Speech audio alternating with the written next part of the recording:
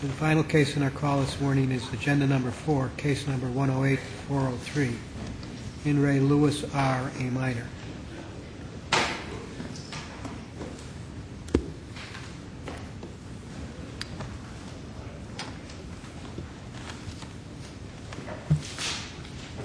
One moment, counsel. Sorry. No, you're doing fine. They're just moving behind you. You may now proceed.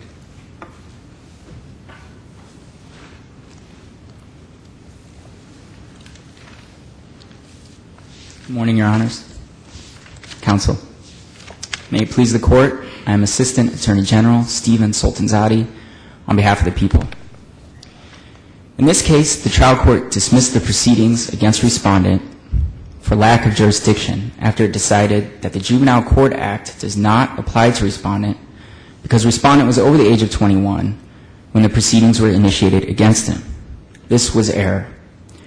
The Constitution confers jurisdiction upon the circuit courts over all justiciable matters, and here there was a justiciable criminal matter because the people requested to criminally prosecute Respondent, and Respondent's criminal prosecution was permissible under the Juvenile Court Act. Although the appellate court recognized that Respondent's criminal prosecution was permissible under the Juvenile Court Act, it did not make that conclusion part of its holding, and instead affirmed the trial court's dismissal for lack of jurisdiction.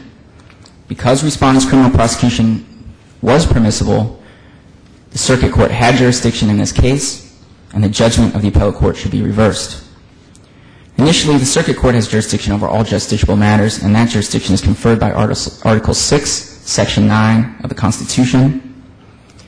And the Constitution confers jurisdiction over the entire circuit court, not individual divisions.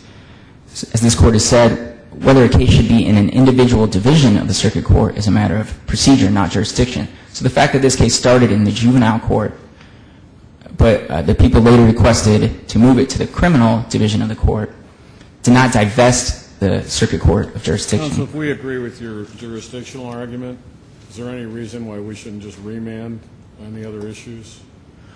Well, I suppose some of that would depend on how this court agreed with the jurisdictional argument. But in other words, we believe it's a necessary for this court to decide whether Respondent's criminal prosecution was permissible under the Juvenile Court Act, and we think that's intertwined with the jurisdictional question. Because if Respondent's criminal prosecution was prohibited, as Respondent suggests, then, and it's true that his juvenile adjudication was prohibited under the Juvenile Court Act, then there truly would be no justiciable matter before the court, and there would not be jurisdiction.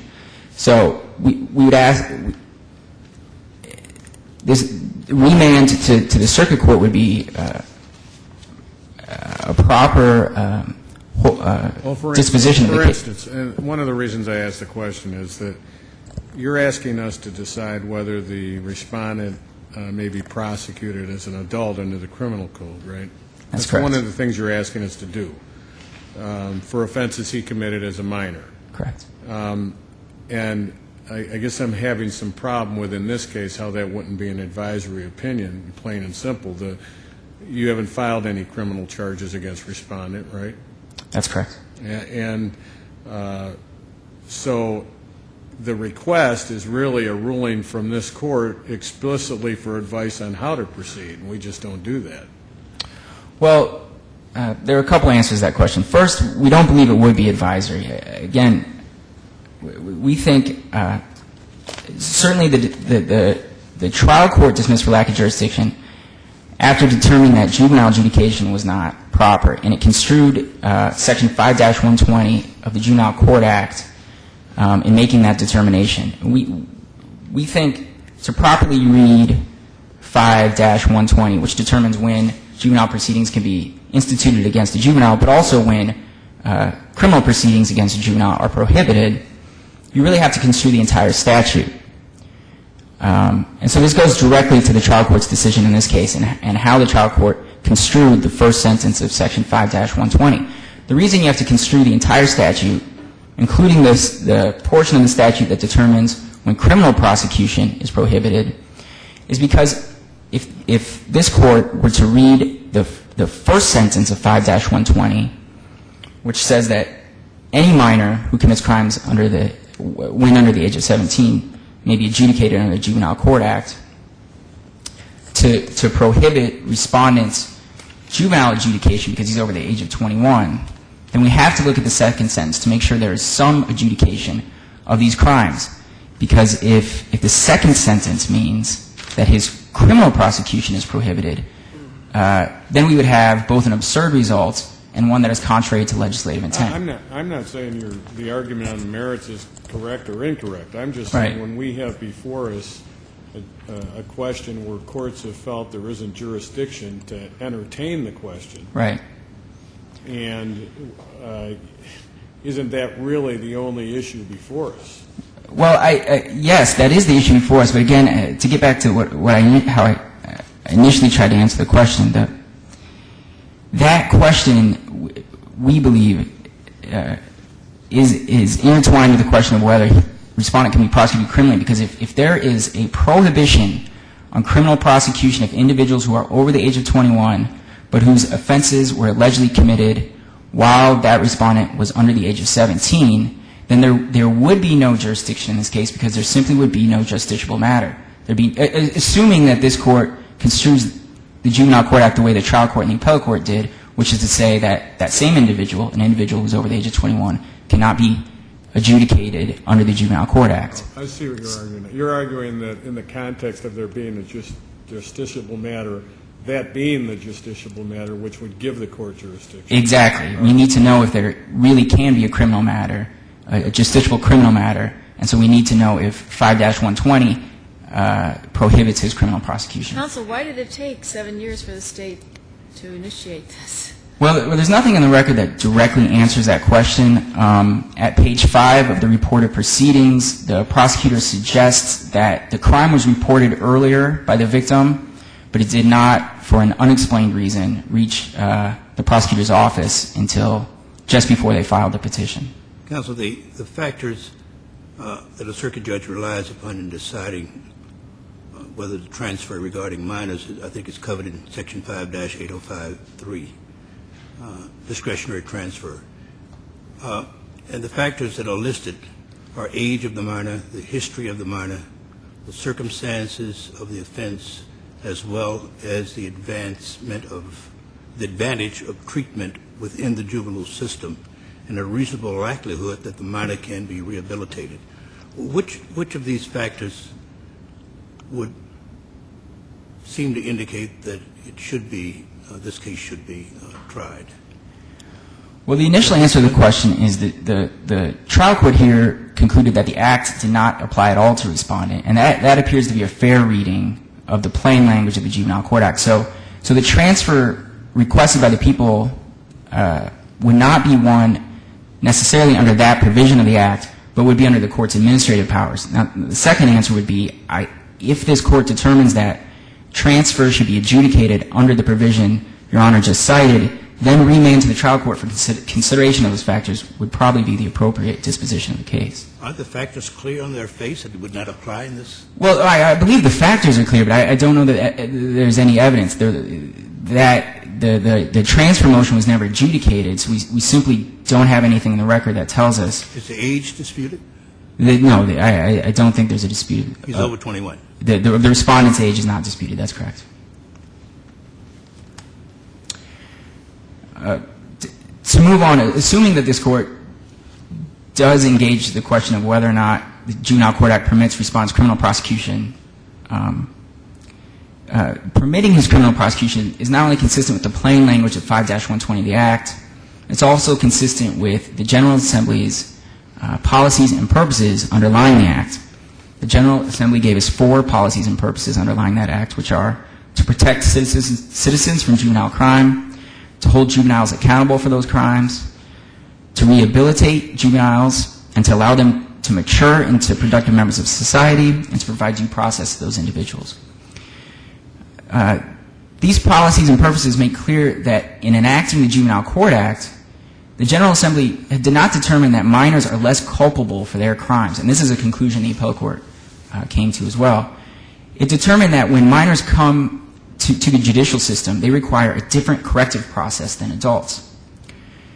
Respondent being over 21, the determination that a different corrective process is required for minors no longer applies to him. So there's no reason to treat him the way the Juvenile Court Act treats juvenile delinquents, and there's every reason to treat him as an adult offender according to these General Assembly and this General Assembly statement of purposes.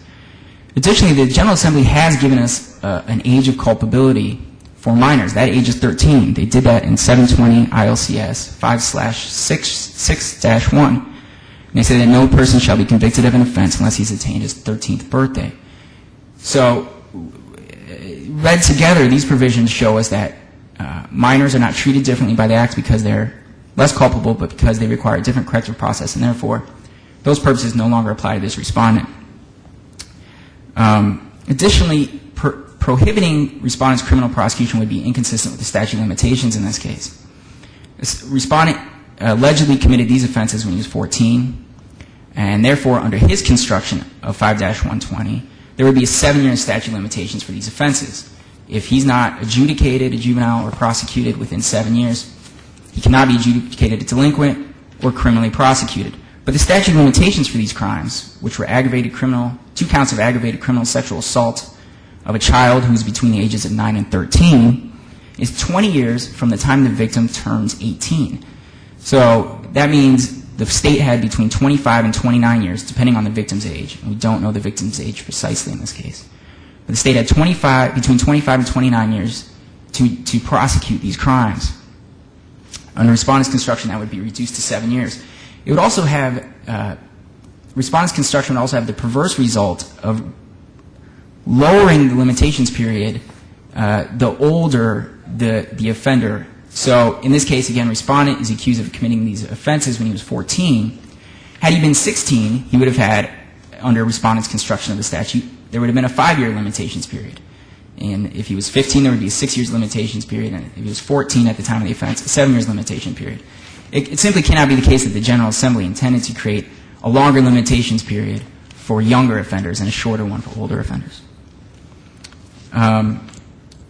One final point, again, I touched on this, but if this court determines that respondent's criminal prosecution is not permitted, then it must determine that his juvenile adjudication is permissible. Otherwise, we would have an absurd result and one that is contrary to legislative intent. I've already discussed the legislative intent, which... Is it our issue here to decide... Isn't the issue here to decide whether prosecution under the Juvenile Court Act is proper for a minor who has attained majority in the crimes committed when he was a juvenile? Well, we believe that's the central... Isn't that the narrow question? Well, yes, we believe that is the central issue. But the trial court in this case determined there was no jurisdiction explicitly because it determined that the Juvenile Court Act does not apply to respondents. So our position is if this court determines that that act prohibits criminal prosecution, then it must find error on the ground that the trial court misconstrued the statute. Because if respondent's criminal prosecution, to be clear, it misconstrued the statute because the trial court found juvenile adjudication inappropriate. Now, we agree the plain reading of the statute is that his juvenile adjudication is inappropriate. But if his criminal prosecution is also inappropriate, then I think we have to go back to the question squarely before the trial court, which was his juvenile adjudication appropriate? And we have to say that determining his juvenile adjudication to be inappropriate if his criminal adjudication is also inappropriate is absurd and contrary to legislative intent because it would give the state no avenue to hold this offender accountable for his crimes. It would be contrary to their stated purpose of protecting citizens from juvenile crime. And again, it would be inconsistent with the statute of limitations. If there are no further questions, we ask this court to reverse the judgment of the appellate court. Thank you. Counsel.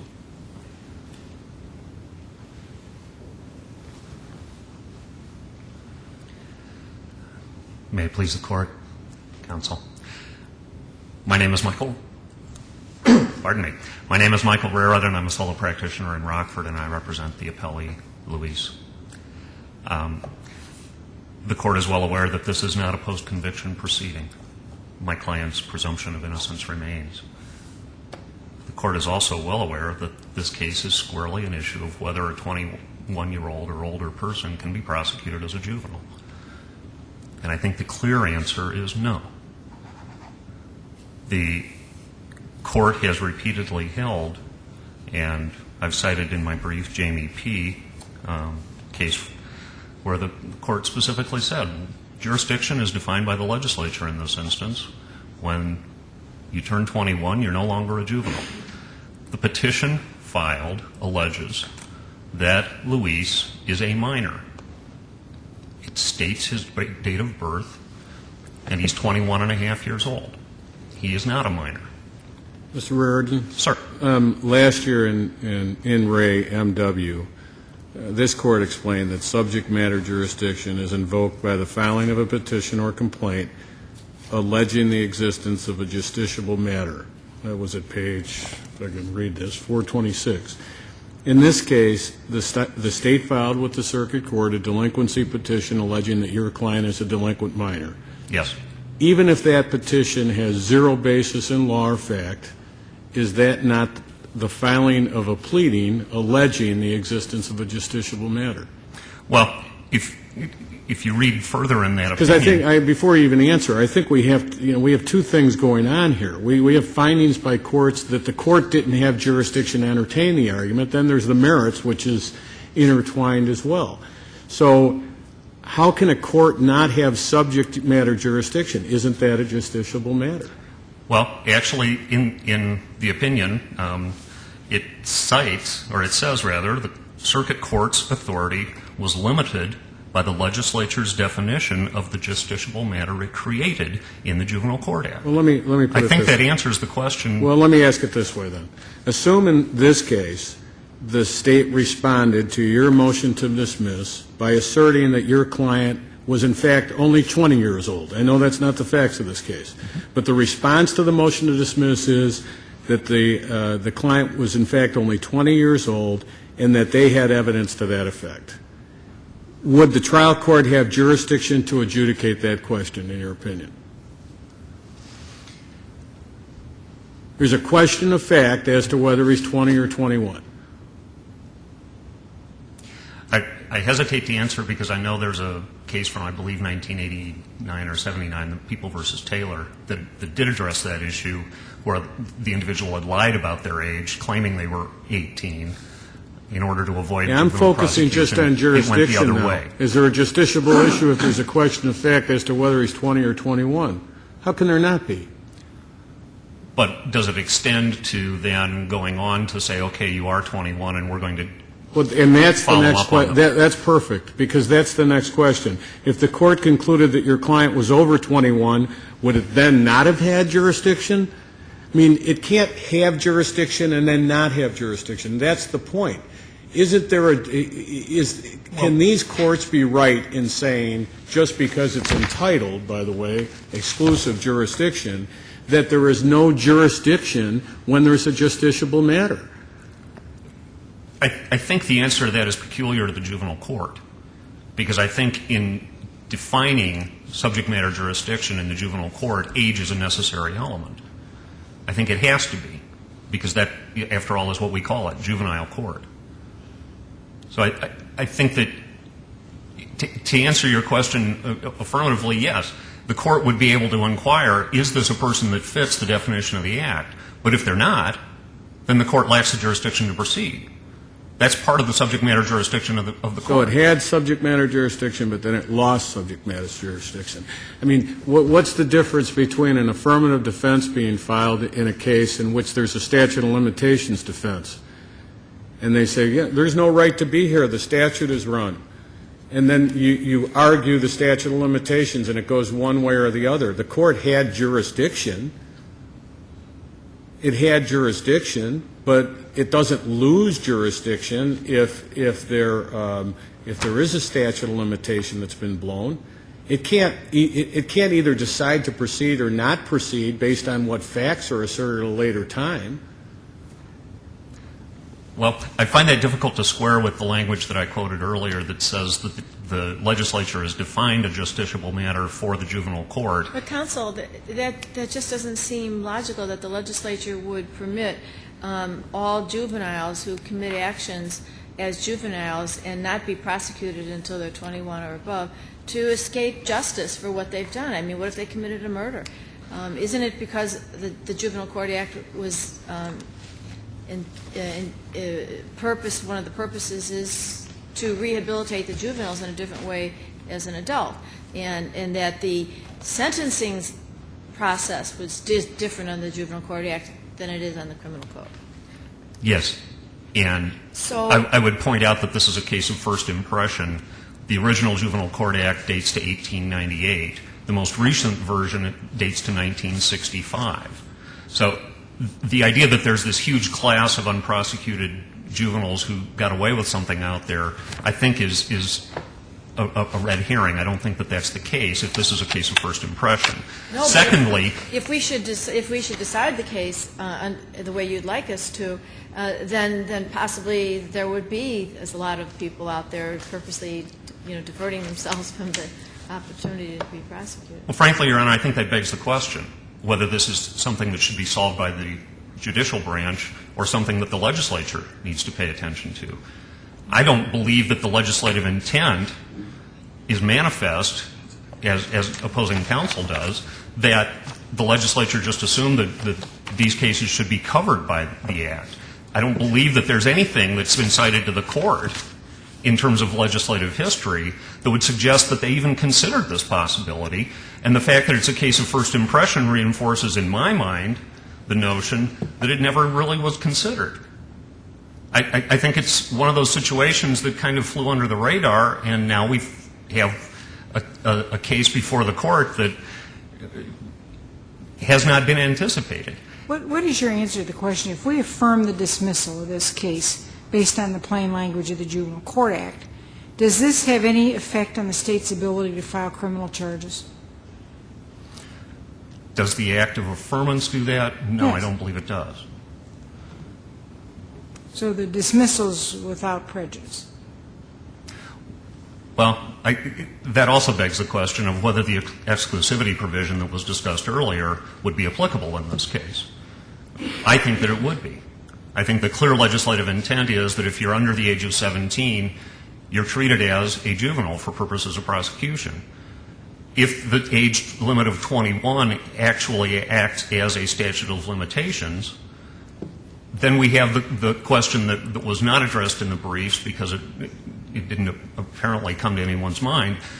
What is the effect of the different statute of limitations in the sex offenses with this apparent statute of limitations provision in the Juvenile Court Act? Again, I would recite to the court, the reason you haven't been cited any legislative history on that point is because there isn't any.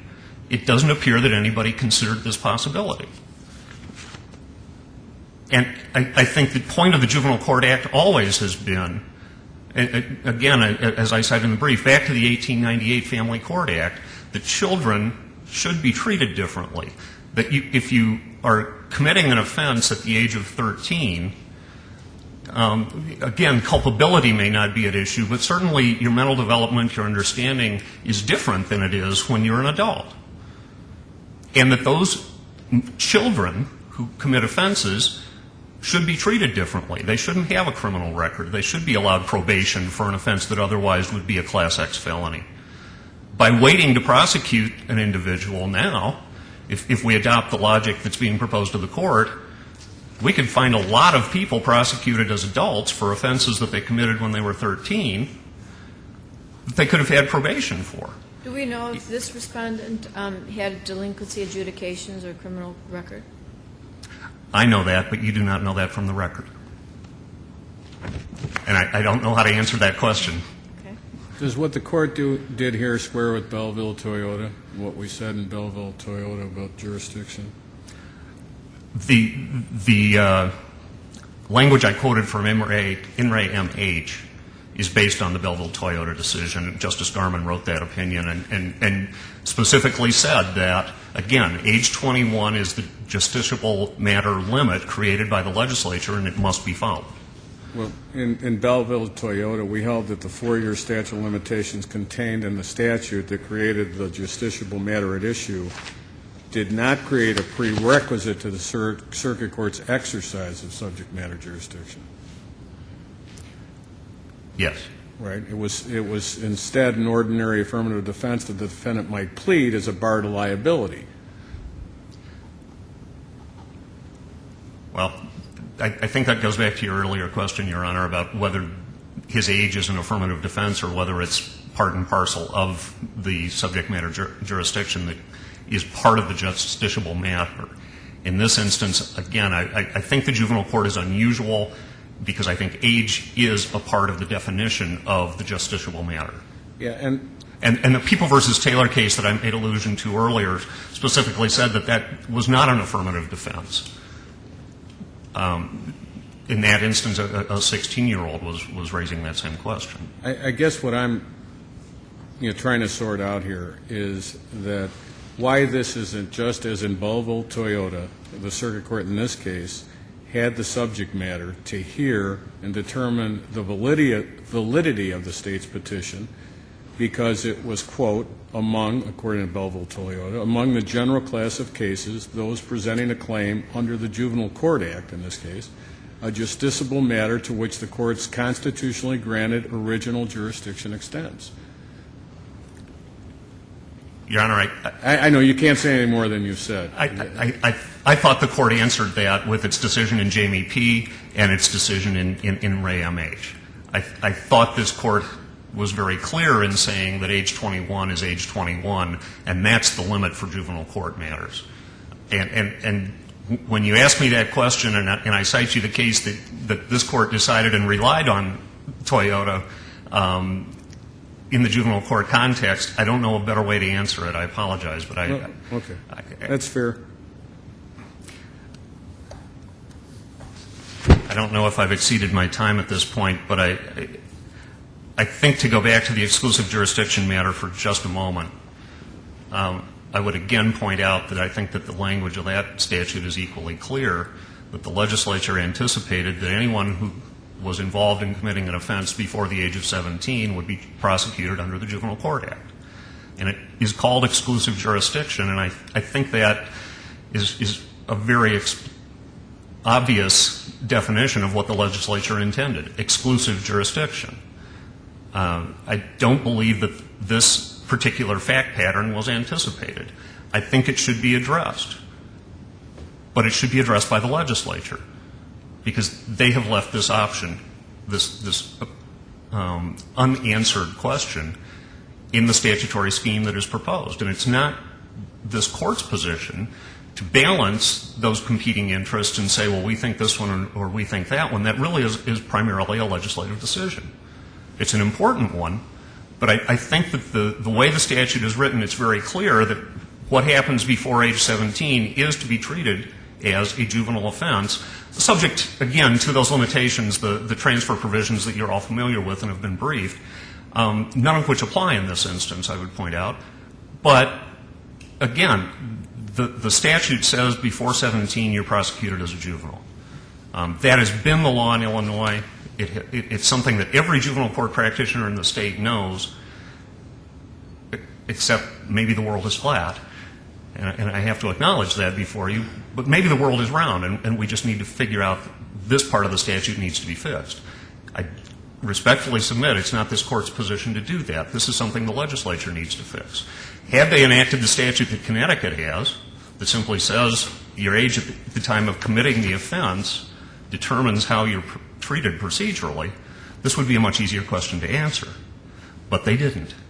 And that is a matter properly for the legislature. So I respectfully request that the case be affirmed, that my client not be allowed to be prosecuted as a juvenile. I think that's the issue before the court. I would also suggest that he cannot be prosecuted as an adult because of the exclusivity provision of the Juvenile Court Act. And I thank you for your time.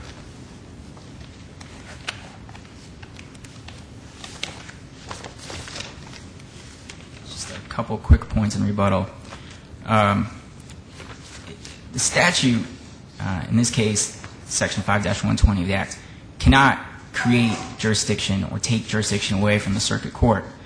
It can create a justiciable matter, and here it has created justiciable juvenile matters, but it cannot, where there is a justiciable matter, it cannot say there is no jurisdiction in the circuit court, and I believe that's Respondent's position. Respondent argues there's a gray area created by this statute where we don't know what to do with these respondents or these individuals who commit offenses while under a certain age but are now over the age of 21. But there really is no gray area. If the General Assembly wanted to create some limit on the criminal prosecution of individuals who are over the age of 21 but who are alleged to have committed crimes while under the age of 17, they could have done that. They did not do that. There's simply no limit on the criminal prosecution of these individuals.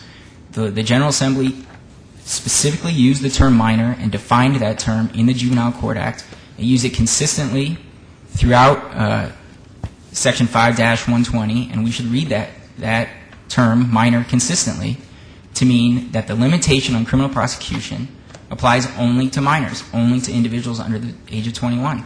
The General Assembly decided not to limit or restrict criminal prosecution of those individuals who come to the court after they've turned 21, and therefore there is no gray area.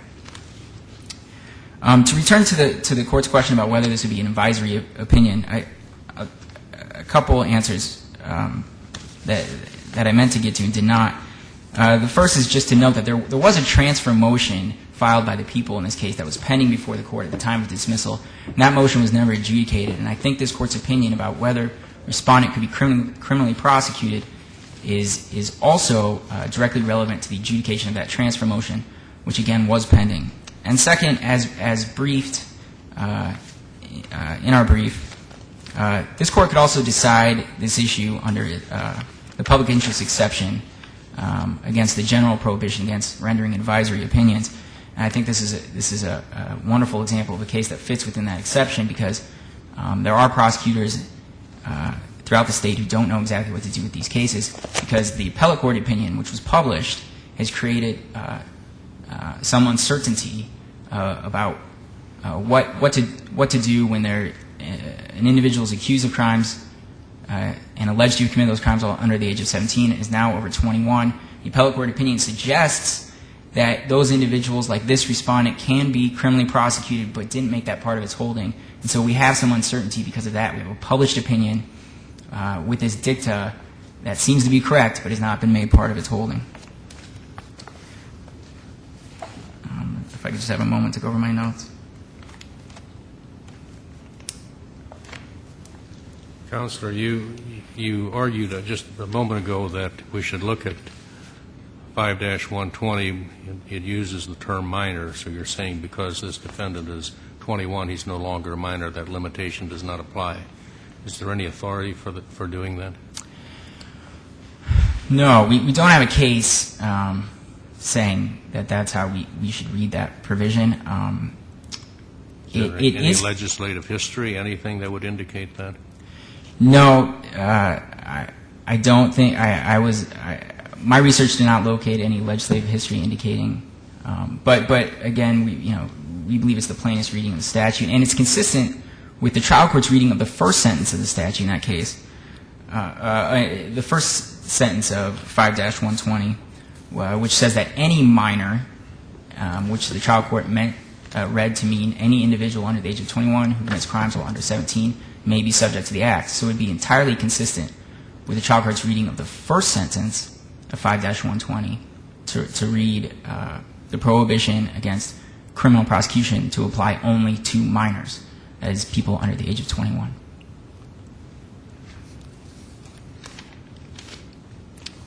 If this court has no further questions, again, we ask this court to reverse the judgment of the appellate court. Thank you. Thank you, counsel.